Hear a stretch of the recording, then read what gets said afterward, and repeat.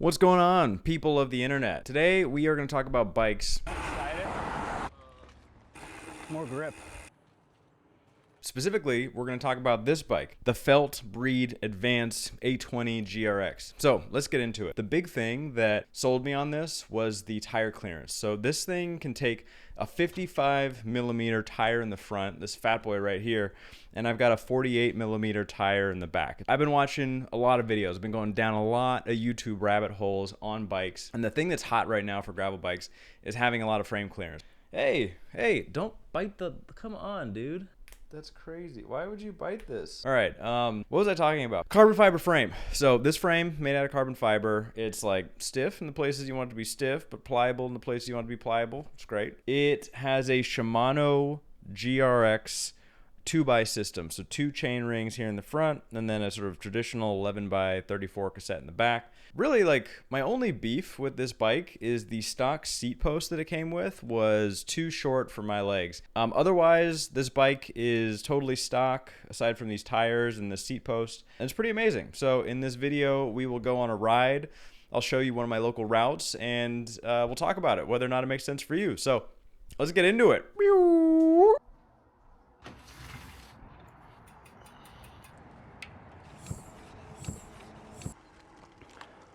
All right, so on today's ride, we are gonna go start on pavement, head up some gravel around Joaquin Miller in Oakland, see what there's to see up there. All right, so one of the cool features about this bike is the fact that it's got massive tire clearance.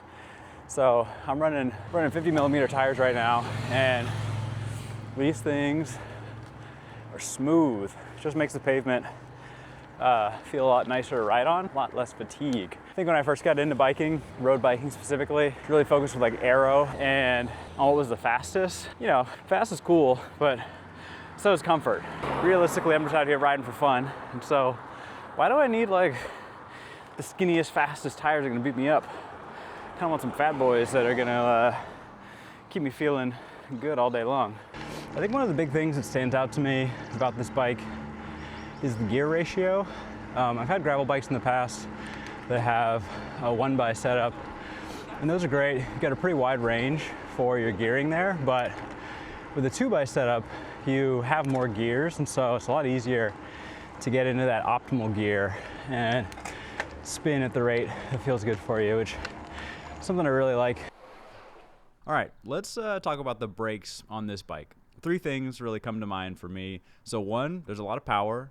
2, the lever feel is light. And 3, you've got a fair bit of modulation. So on brakes, when you're squeezing them, you want them to be able to stop and you want them to be powerful. And this has got that in droves. But then there's an important piece of modulation. So you can lock up the bikes, do a little like kind of nose endo kind of thing, just like flying down the road. But you can also, you know, decide how much power you're putting on and apply it gradually, which is super important for control. And then the third piece is the lever feel. So, you know, how much effort it actually takes to like squeeze this brake with your finger. And it's really light, which is nice. So this package of power, modulation, and light lever feel is amazing. One of the other things I like about this gravel bike is it's got a lot of points to mount things. So got a little frame back here that mounts directly onto it. And when those this is a little technical. Nothing, love it. When the frame bags strap on, they can get kind of loosey-goosey, but when you got them bolted onto the frame, these things are rock solid. Going nowhere. You're going nowhere, Spider-Man. Welcome to the rooftop portion of this video. First question you're asking, how did this bike end up on a roof? I basically chucked it up here. It's super lightweight. This thing was like, I don't know, less than 20 pounds, I would guess. I haven't actually done the scale weight. We'll put in like a little video thing here.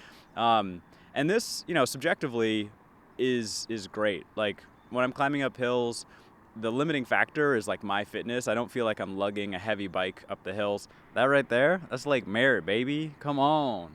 This is super muddy. Might be dumb, but nice. This is a bunch of stairs that lead down to a river.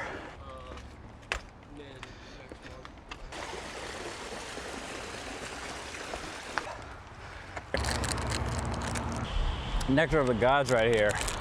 Oh look, oh, they added an ADA ramp. That's good. This used to be a curb. Oh God, it's scary in here. The whole point of this ride is just staying off the main roads. All right, so here we are, base of Joaquin Miller, and we're just gonna jump into it. This first little climb is a kick in the teeth. So this is where the gravel gearing sucks. Like this climb is hard on a mountain bike, like where you have gearing. That makes sense. On a gravel bike, it's got to mash. Like right here, I'm just gonna have to sprint this and just hope I'm trying to get my heart rate under control.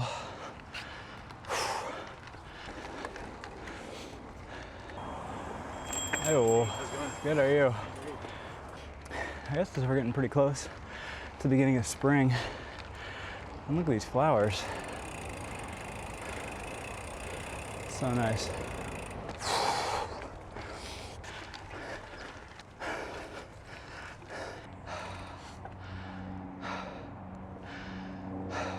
Oh, that's nice. This is a cool bike. I think after riding this thing for a bit, there's really like two categories of riders this makes sense for. So the first is going to be the gravel racer / rider. So if you want a carbon frame, carbon wheels, you know, the best group set, Shimano GRX 820, this bike represents great value for money. This is on sale at Sports Basement right now for like $3,500. If you were to look at comparable bikes from other brands, you'd easily be spending $6,000, $7,000, $8,000 or more. So what Felt was able to provide here is pretty exceptional, and it's a bike that's going to excel on smooth, fast terrain.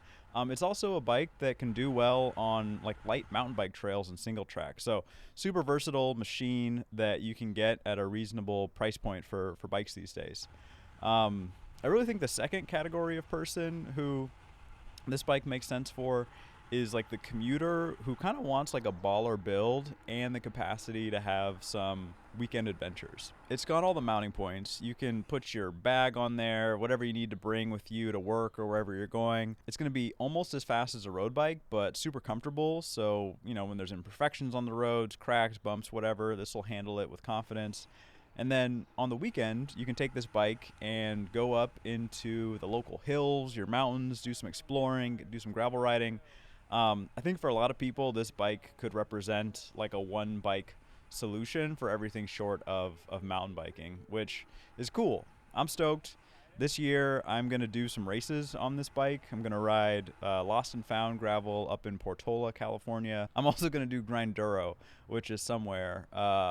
Okay, so my last point on this is like this is the, you know, GRX 820 build. Man, these names are a mouthful. They also have other builds. So I think there's like a 610 or 620 build, and there's like a Force 1 or something. So on price and components, you can either go up or you can go down. So there's a lot of options here that might work for you. So I'd encourage you to check this thing out. It's a cool bike, and I think I'll leave it there. Hope you enjoyed the video. If you like this, I guess subscribe, like. Do you guys want to see the person who bit my iPad? All right, this right here, this is the iPad biter. It's a bad cat right here. Look at this kitty right here. This is a good little cat.